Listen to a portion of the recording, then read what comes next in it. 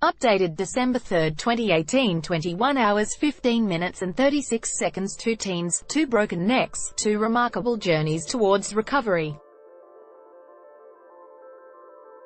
Conor and Ollie were once strangers, but after suffering catastrophic injuries while playing schoolboy rugby, they found a new friendship. Conor Tweedy and Ollie Bierhoff were sporting rivals and should have been competing against each other in this year's Schoolboy Rugby Union Championship. But instead of going head-to-head on the rugby field, they found themselves side by side in the Princess Alexandra Hospital with catastrophic spinal injuries. Ollie was the first to break his neck in what became a cluster of 4 serious Queensland Schoolboy Rugby Union spinal injuries in just 3 weeks. 8 days later, Conor became the third. Both Ollie and Conor were paralysed from the chest down and told their chances for recovery were uncertain. Only time would tell whether any movement would return. Massive crack then. No feeling. July 13. This year was the last day of the pre-season rugby camp for Toowoomba Grammar School boarder, Ollie. It was a nice cool morning in the city 125 kilometres west of Brisbane. The sun was out. It was a really good rugby day and we were doing a training drill we'd done thousands of times before, Ollie said. He was the cattle dog of his team, always running and tackling like there's no tomorrow. It was his last chance for selection into the prestigious Firsts team, and he was giving it all he had when he lost balance in a routine training drill and ploughed head first into the ground. I heard a massive crack in my neck and I lost all feeling from my neck to my toes. It was the worst pain I've ever felt in my life, Ollie said. In spite of the pain, Ollie knew to remain calm. Mum and Dad brought us up thinking positive thoughts. I knew I shouldn't scream or anything, or it might get worse. More than 600 kilometres away, near the small town of Rowena in northwest New South Wales, Ollie's parents Bernie and Colleen Bierhoff got the call and made the 8-hour dash to Brisbane's Princess Alexandra Hospital. I don't think I've said more Hail Marys in my life, Father Bernie said. Emergency surgery repaired Ollie's broken C5-6 vertebrae, which had crushed his spinal cord. He was transferred to intensive care with no indication as to whether he would be able to move his arms or legs again. I was pretty sure I'd broken my neck. 8 days later, a procession of bagpipers and a raucous chorus of war cries kicked off Brisbane's highly competitive private schoolboy rugby union season. Conor, then 16, from St. Joseph's College Gregory Terrace, arrived early. It was the first game of the year and he wanted to watch his mates play. His mother told him about the 2 Toowoomba boys who had broken their necks the previous week. It didn't really mean anything to me. I just thought, that's not going to happen to me, Conor said. Like Ollie, Conor was a gifted and ambitious player. It was in his blood. His father, Sean Tweedy, was a former Queensland Reds player. Conor was playing a new position, tight head prop. His job was to scrum in the front row, taking the weight of his team pushing from behind and the opposing team pushing against him. I remember a lot of people saying to me, oh, every mother's nightmare is having a child in the rugby front row, and I just used to laugh it off, not really understanding the significance of that. But I did learn, Conor's mother Rebecca said. The first scrum came 10 minutes into his game. It collapsed and the teams repacked for a second time. This scrum collapsed too.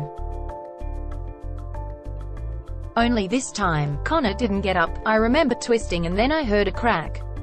I felt something shoot down my body and then I just couldn't move. I was pretty sure I had broken my neck, Conor said. His mother witnessed the accident from the grandstand. I realized something was drastically wrong. I could see that he was completely paralyzed, and his neck was twisted to the side. I just collapsed because I appreciate what that means for us and for him, Rebecca said. Like Ollie, Conor knew not to panic. He even tried to calm his mother, telling her he could feel his legs when he couldn't. "I lied because I thought it would relax Mum, but I don't think it worked," he said. At the Princess Alexandra Hospital, Conor was delivered a similar diagnosis to Ollie, and told that the extent to which he would recover was uncertain. A broken C4-5 crushed his spinal cord, impacting the nerves that controlled his body from the chest down. "They actually called me a miracle." The day after his surgery, Ollie's spirits were surprisingly high. He had barely any movement, just a slight flicker in his toes. So he wriggled his toes all that first day. The following day he could feel his foot, so he spent all that day trying to move his foot. And so it went. Each day brought a bit more movement and sensation in Ollie's body, and he worked hard to keep it moving. On day 6, Ollie stood up for the first time since his accident. "Then they asked me if I'd like to take a few steps and I jumped straight into it," Ollie said. "They actually called me a miracle. They said they'd never seen anything like it." The Bierhoff elation at Ollie's progress was shattered when Conor arrived at the same hospital. Just to think that there was another family with a healthy, strong, young man, it was frightening. And it didn't matter that we didn't know them. "We almost felt like we were related at that moment," Ollie's mother Colleen said. The hospital grapevine was abuzz with the devastating story of the two teenage boys who'd broken their necks playing rugby, and the corridors were packed with the steady stream of visiting mates and wallabies, including Quade Cooper and John Eales. Word inevitably filtered back to both families of the other's progress, and about a week after Conor's injury the two mothers met. At that stage Ollie had made huge progress. He was up walking and it was fantastic to hear. But it was also difficult because Conor was not doing anything at all, Rebecca said. Conor had woken from surgery with no movement below his shoulders, and his condition remained virtually unchanged for 3 weeks. "I think I knew in the back of my mind I might not walk again. But I wanted to stay strong and just accept what happened to me," Conor said. "Seeing the Tweedy family, I found it really hard. I had to be respectful of what they were going through," Ollie's mother Colleen said. There were discussions about whether the two boys might benefit from being moved to the same ward together. Conor's father is an expert in the field of disability and Paralympic classification. He was worried about the two boys meeting when Ollie was powering ahead every day and Conor's progress was at a standstill. He feared Conor might see it as a reflection of his own ability, or that he wasn't trying hard enough. Conor admitted, "It was pretty annoying. It's like this kid was just walking after a couple of weeks and I was just still lying in bed," Conor said. Medical experts don't know how an individual will be impacted when they first present with a spinal cord injury. You can assess them and you will see a picture of what's happening, but that doesn't necessarily tell you about what things are going to be like in a month or 2 months or 6 months' time, Professor Tim Geraghty from the Princess Alexandra Spinal Injuries Unit said. Two people can look like they've had a similar injury in a similar way, but the injury that's been caused to the spinal cord can be quite different. For the person who's having the slower recovery, it probably means that the spinal cord was more severely damaged in the first place, he said. It is almost a wait-and-see exercise to see how it's going to pan out. From rugby rivals to mates on the mend, Ollie and Conor finally met when they were placed side by side in the hospital's spinal injuries unit, and they hit it off straight away. "We became pretty good mates pretty quickly," Conor said. "It wasn't awkward at all," Ollie said of when they met. "He was really happy for me and I was just really positive for him." They are both still rugby fanatics, in spite of their injuries. The pair worked out that if they hadn't been injured they would have been rivals on the rugby field, representing their schools at the last game of the season. We were thinking, yay, this is going to be a great friendship. However, Ollie just got too good and he was discharged, Conor's mother Rebecca said. As Ollie returned to recuperate on his family's cotton property, in the spinal unit, Conor's progress was still very slow. But then, about a week after Ollie's departure, Conor's nerves began to spark just below his injury level. He started recovering subtle movement. First it was his fingers, then it was wrist extension, and then some leg movement. Each recovered movement was a small step closer to independence. I don't want to have to rely on other people to move me around. I want to get to the stage where I'm walking and I can just go out and do whatever I want, whenever I want, by myself, without everyone else knowing about it, Conor said. 10 weeks after his rugby accident, Conor stood with assistance for the first time, but the physical and mental exertion, it makes his head spin. My blood pressure just drops and I'm super woozy and I can barely see. Then I've got to think of tensing my core, standing upright, firing off my quads, planting my feet and curling my toes. I've got to think of so much stuff, Conor said. But it's worth it. It's sick being back up tall again, standing up pretty much by myself. It makes me feel like I can go all the way, he said.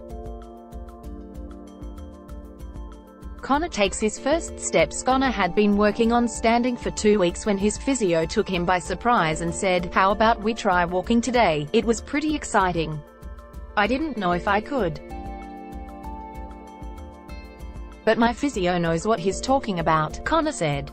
With minimal assistance, Conor stood up at the parallel bars. A group of spinal unit physios and patients gathered around to watch. All eyes were on me. I was under pressure but quietly confident, Conor said. He focused all his concentration on activating the muscles in his stronger left leg to take the first, halting step. 2 physios helped guide his weaker right leg forward. 2 or 3 steps was all he could manage in that first session, and it took a couple of days of rest to recover. Today, he's taking 20 steps before turning around, resting, and taking 20 steps back. I reckon he's in with a real shot of walking in some way or form in the future. He's working hard and if he wants it, he'll get it, Conor's father Sean said. But there are still so many little battles ahead for Conor. He still needs help getting up, getting dressed, Sean said. Cluster of teen spinal injuries. The rugby community was rocked by the 4 serious injuries in just 3 weeks. Then, last month, another boy, Alex Noble, from St Ignatius College Riverview in New South Wales, suffered a similar injury in rugby training. In response to the cluster, Rugby Australia has commissioned a review into the safety of the game for school-aged children. Rugby Australia Chief Executive, Raylene Castle, said while it's been 10 years since we had a significant spinal injury, the recent cluster is concerning. The inquiry is about understanding if there's anything we could have done better. So in the education and coaching leading up to the injuries, during the injury process itself, but also at the back end of that, what we've done to support those players. The findings of the review are expected to be released early next year. Boys reunite. At his 6-week checkup, Ollie and his parents returned to the spinal unit to call on Conor and were amazed at the progress he'd made. Ollie and Conor chucked her rugby ball around like old mates. I talked to him for a good hour, how the physio is, how all the people in the rehab are, and just giving each other a bit of stick about the rugby, Ollie said, before it was time to head back to his final term at boarding school. Neither Conor nor Ollie will ever play rugby again. But they haven't lost their love of the game. Ollie hopes he can stay involved at a coaching level. Conor already has his sights set on wheelchair rugby after joining current Paralympic gold medalists Chris Bond and Ryan Scott in a training session. "I'm pretty motivated if there's something that I really want to do. Going to the Paralympics would be pretty cool," Conor said, "but hopefully I'll be too able-bodied." Hopefully, Bernie thinks both boys have certainly dug deep to stay positive about the darkest challenge in their young lives. "I can't imagine how hard it's been for them. It's a life-changing experience that only those two together know what that's like. They've just been really courageous," he said. Watch Australian Stories Close Contact on iView or YouTube. Credits producer, Christine Taylor. Photography, Anthony Signs. Bierhoff. Family, Tweedy. Family topics, rugby union, sport, secondary schools, Brisbane 4000, Toowoomba 4350. First posted November 18, 2018. 6 hours 11 minutes and 3 seconds.